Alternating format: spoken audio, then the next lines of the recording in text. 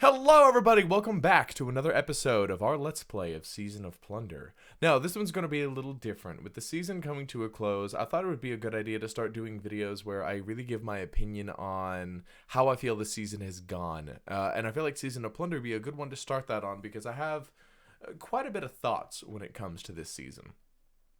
Now, before I start going into detail, I really want to take a look at the role that Season of Plunder was meant to play and if it achieved the goal it was designed for. I really feel like Season of Plunder was meant to be a filler season, and I really don't mean that in a negative way whenever I say filler, because filler content has a purpose. In the sense that with Season of Haunted, we were really progressed very forward when it came to the story, and we were progressed further in a lot of different ways. Callus was lined up to be the next antagonist, which he set to be in Lightfall. We got a lot of character progression for Keitel, Zavala, Crow, and Eris Morn, and all of this was led by their previous trauma and insecurities. And so in a season where that really became the forefront, we had to discuss a lot of topics that are very hard to talk about. And so it was a very heavy-handed season for lore, story, and subject matter. And so I feel like Season of Plunder was meant to be a very good breath from the pressure that was that season. And I feel like it achieved that goal very well. However, I feel like in achieving that goal, it came with a cost. And I feel like that cost was very a low-stakes season. By the time the season ended, I really didn't get a feeling of accomplishment from the season. It felt more like everything that happened around me, and I was just along for the ride. The season wasn't very engaging with the story. It felt like a very passive experience. All in all, I enjoyed this season because there's a lot more that goes into a season besides just the story and this seasonal event, and I'll talk more about that here in just a minute. The story of the season, overall, I think was a very positive one. Getting to look more into Mithrax's character as a pirate. I know there was a lore tab where he was talking to Lord Shax, and he kind of went into a little bit of detail about some of the not very nice things that he did as a pirate lord. But getting to go a little bit more in detail with that, Nezarec taking just a little bit of a forefront in this season. Getting to watch Ido grow in her own place in the House Light, becoming a scribe and really looking more into that. We got a lot of lore tabs that talked about her looking into becoming a scribe and working with people in the Dreaming City about becoming a scribe, but getting to see her really take her footing into that role was a very positive thing. And of course, it was also really fun to watch Spider go from this criminal boss to someone who's helping take care of the Elixni people, albeit begrudgingly, but it was still a very fun experience to watch. It's great seeing the Elixni go from these feared outsiders living on the outskirts of the last city as refugees to being trusted allies and watching them really build their own place there. So all in all, I feel like the story was a very good experience. It just wasn't very engaging and very involved. Like, we didn't get to really do much with the story, but the story that we got to witness was a very positive one. Gameplay wise, at this point in expansions, whenever we're at the very end, I know there's one more season, but I'll talk more about that in a minute. Where we're near the end of the expansion for Witch Queen is one of the best times to be in Destiny when it comes to an activity standpoint and gameplay standpoint. Because when we go to the Helm, we have so many different chapters unlocked. We have the War Table from Season of Risen. We have the Crown from Season of Haunted. We have the Pirate section from Season of Plunder. We have 3 entire sections of gameplay that we can bounce back and forth between to earn different loot, to earn different challenges, and to really just play different experiences, both by ourselves and with friends. So gameplay-wise, we have a lot on our plate, and I was very, very happy with that. The other thing that was added with this season was the King's Fall raid. Now, I was so excited whenever they announced that they were adding King's Fall, because King's Fall is a legendary D1 raid that I didn't really get the chance to experience. I played D1, I played the main story of D1, and I played the main story of D2, but I didn't really get involved with the extra content, the seasonal content, and the multiplayer, very social aspect of it up until Season of Arrivals. So getting to be a part of this legendary event was by far phenomenal. And the opportunity that I had to do a day 1 raid stream of King's Fall was just amazing, and getting able to really experience that in such a renewed and renovated way. Looking at the comments of more experienced Destiny players who compared it to their D1 Kingsfall experience, it was very nice to see them really revitalize this story, or revitalize this raid in such a unique way. And the fresh coat of paint that came with it to be able to translate over to Destiny 2 is very much needed. You can definitely tell they learned a lot from whenever they brought Vault of Glass to D2. So I'm very excited for that. The fact that we can craft weapons makes it a Kingsfall one that I really do want to do multiple times. And it's making Kingsfall really be one of my favorite raids to do in this case. Beyond that, we got a lot more than just a story and activity in a raid. We got the revitalization of Arc by bringing in Arc 3.0. And I'm very excited about that because I'll talk more in detail about the use of the upgrading of the light subclasses a little bit later, but I really want to talk specifically about Arc right now. Playing as both a hunter and a warlock, I didn't really use Arc that much. It really just didn't appeal to me very much. I was much more of a solar guy.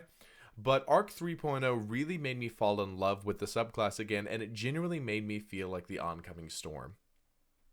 They brought a lot more arc weapons to the forefront and really revitalized a lot of arc weapons to make it more synergetic with the subclass, a lot like how they did with Stasis, and they did with the other light subclasses of the previous seasons. So I'm very happy to see Arc get that very nice love and customization.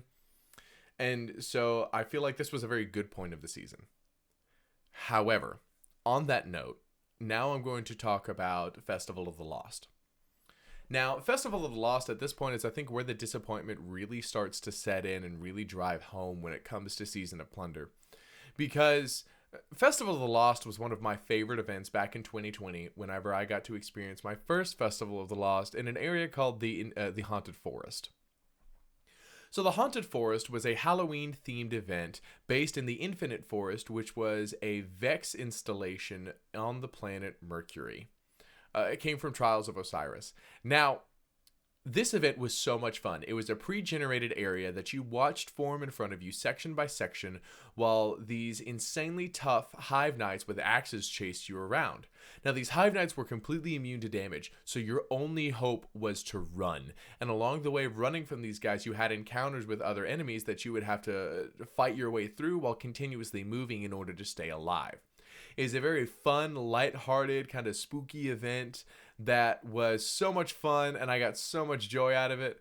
But then came 2021's Festival of the Lost, where instead, because Mercury was no longer around, they decided to have what was called Haunted Sectors.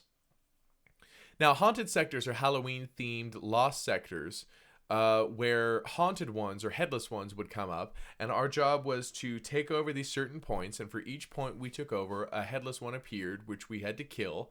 Then a larger one would appear, and for every headless one that we killed, we got more bombs to use to destroy them and really progress through. Which sounds like a fun event, and the first year it was. However, certain seasonal events like Solstice of Heroes, they get their own smaller area with the European Aerial Zone that we only get during that time of year. We only get to experience the European Aerial Zone during the Solstice of Heroes.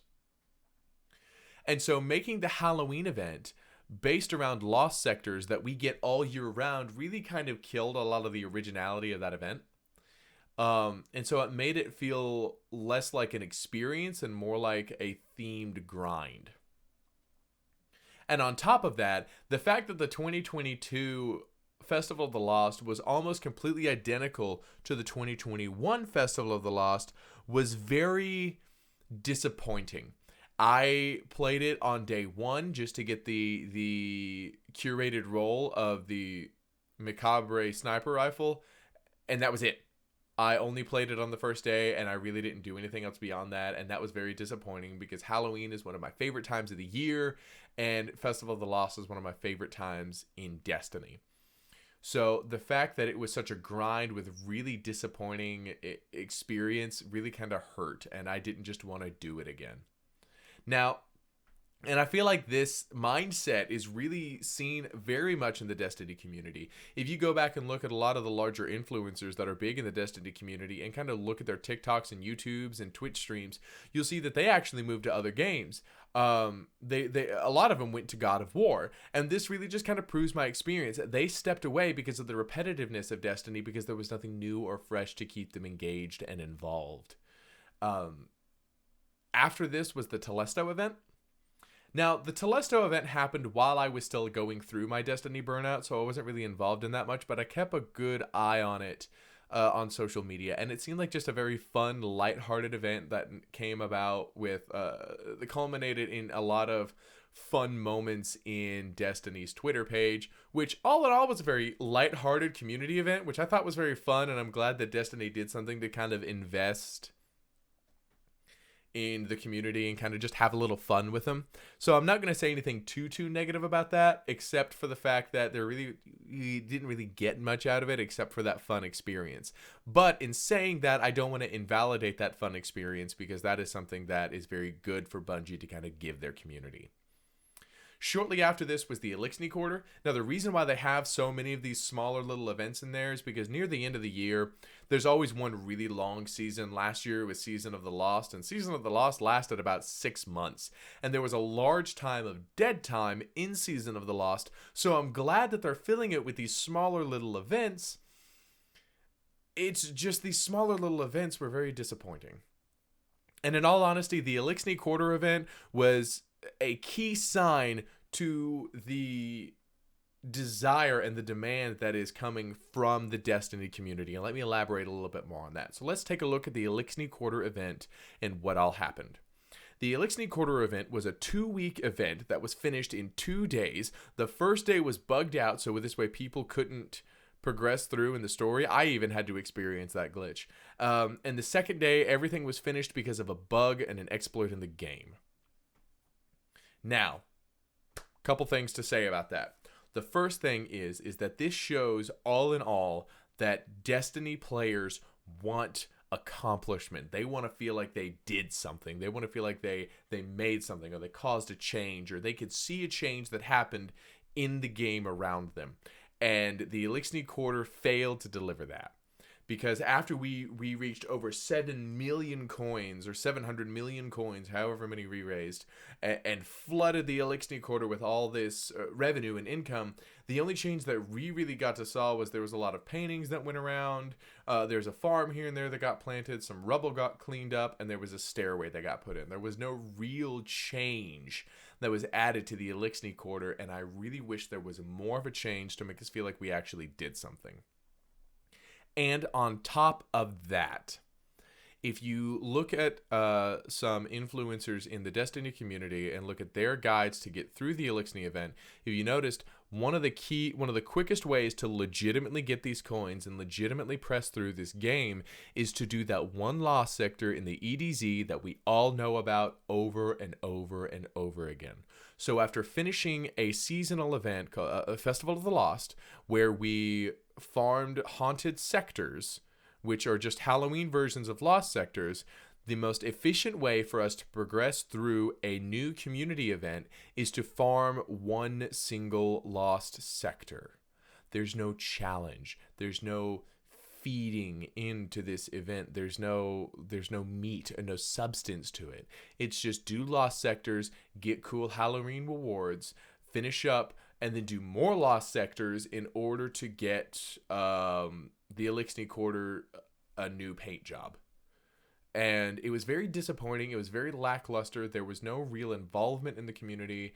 It was just do this event and do it over and over and over again for however long we decide to let you do it.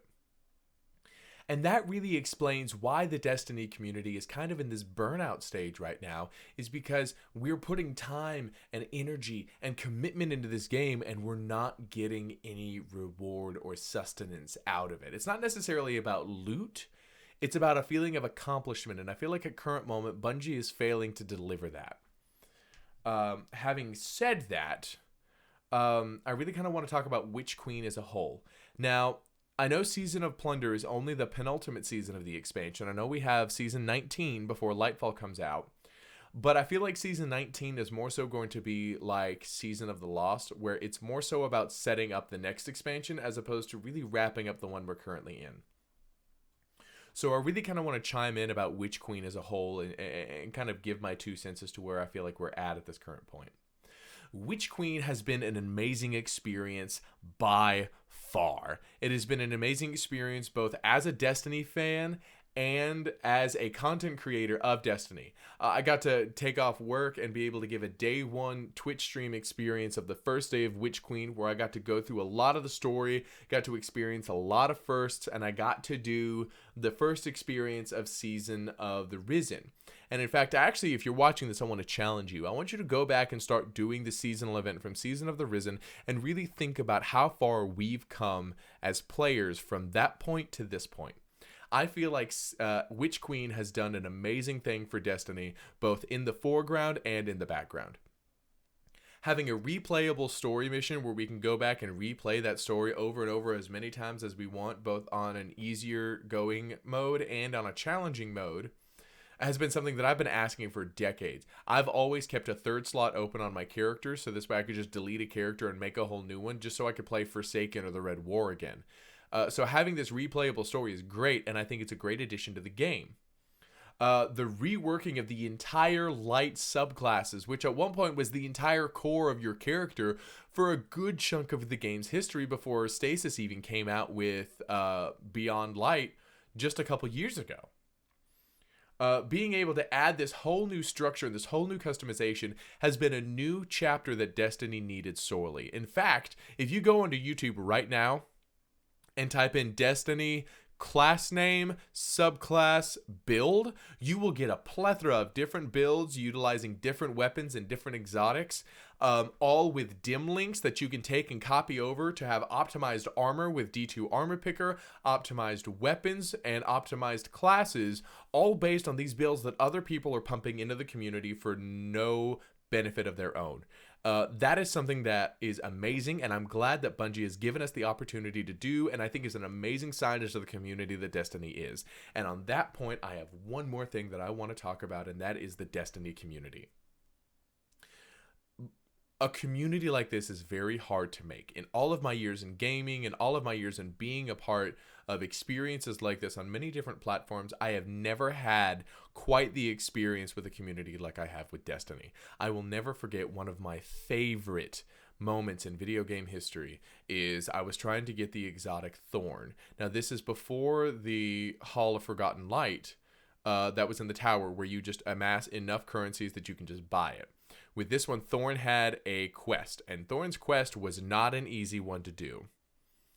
And it culminated in a very difficult strike called Savathun's Song, which took place on an older planet called Titan. Now, me and my friends had tried this over and over and over and over again to no success. So one day I loaded in Destiny by myself. I got in the tower and I just said, hey, I'm working on Thorn. I'm on the last step and I'm stuck. Can someone please help me?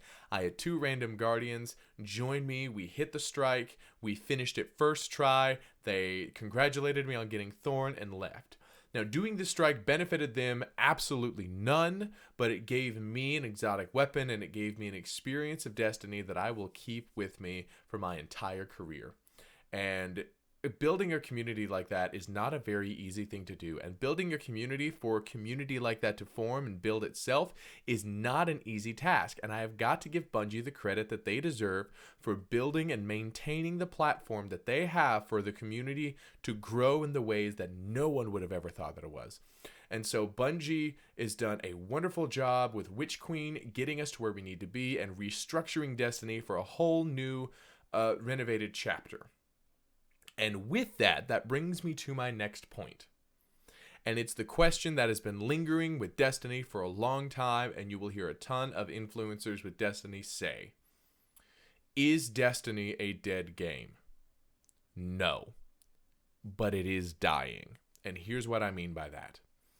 The player base has dropped to an all-time low in very recent times due to events like I've just been saying, that lack of accomplishment, that grinding feeling, the lack of directed substance. Like, we have raids and we have all these grandmasters and things like that, but there's nothing incentivizing us to go do those. Instead, the game is incentivizing us to go do these tiny lost sectors over and over and over again. And so there's no real incentive to play. And I think a lot of that is caused by Season of Plunder being that more relaxed, laid-back season, so this way the game developers as well as the community could just take a breath. Now, having said that, do I think Destiny is beyond repair? No. I think what Destiny needs is a revitalization that Lightfall would be perfect for. Witch Queen brought us into a whole new chapter of Destiny, and I think they can do it all over again with Lightfall. But to get there, we have to get through Season 19. So Season 19 has a very specific job that it has to do. And Season 19 has to be that acceleration ramp to get us onto that course progression that Lightfall will bring us into, and that revitalization that this new expansion needs to give for Destiny. So Season 19 has a tough challenge ahead of itself, but with the way Bungie has held this community so far, I have all the confidence in the world, and when it comes to Destiny as a whole, I feel nothing but confidence and nothing but optimism for what Bungie will do for the future of Destiny. Now, having said that, that is my entire thoughts when it comes to Season of Plunder. If you liked the response from this, let me know. Drop a like on the video, drop a comment to let me know, and if I get enough of a positive feedback from this, I'll do more of these every single season. If you didn't like what you saw, keep that crap to yourself. I don't care. I'm kidding. But with the season ending on a beautiful cutscene, I'd like to go ahead and end the video on that cutscene. So thank you so much. I really hope you enjoyed the video as much as I've enjoyed making it. Come see me again next time, and hey, make sure you go the way the crow flies. And in the last city, as Mithrax would say, the light provides. The Guardians gave their treasures to those in need. Our people were being cared for. And Mithrax could take time to study the secrets of the reliquaries. He said they were connected by threads he alone could perceive, and that they whispered to him. He performed a conversion.